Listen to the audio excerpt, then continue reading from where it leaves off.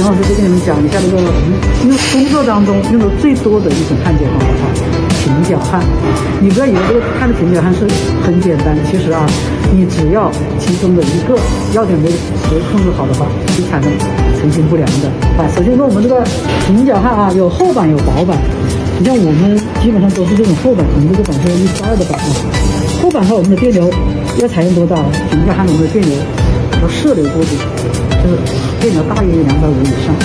这是我们在焊接过程当中，我们的电流看这个平角焊电流260到280是最好焊的，而且这个时候是最稳定的、最好匹配的电流电压。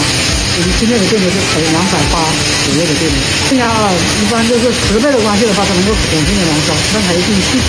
这是关键的一个点来了这是我们的手法，我们有几种手法第一个就是我们直线拉的这种，第二个就是我们的进2退1，老铁们理解没有我来暗场体会一下我们进2退1不是1、2退一下，1、2退一下，是指我们前进的长度，进5、6个毫米。退2、3个毫米，我试试。进2份的长度，退1份的长度，不是1、2退下，1、2退下。如果你是1、2退下的话，第一步进第二步的时候，你第一步的那个容次已经冷却了，你再退回去，表面的纹路都是这么很粗糙的。所以老铁们记住进2退1不是进2步退1步，是指长度而言，进2份的长度，退1份的长度。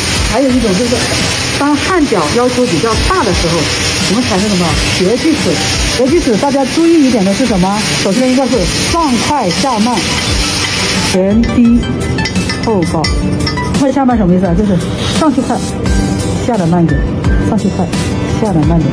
是斜的不是这种正锯齿你看平角焊不能用正锯齿一定是斜锯齿。然后前低后高什么意思？就是我们前进的点一定是低点在前，高点在后。斜锯齿要注意的就是这个，你把这2个抓好了，你的斜字就焊得好了。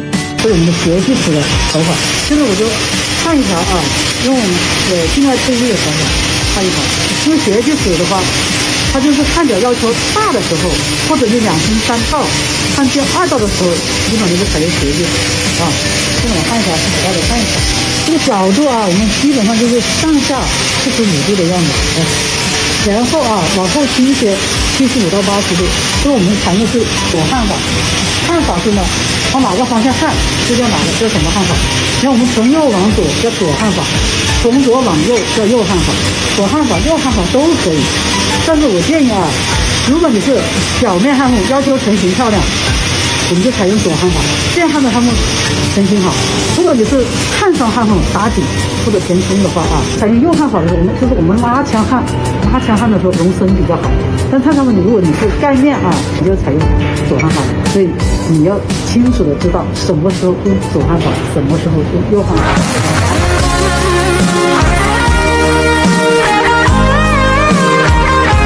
你学会了吗？这个平角焊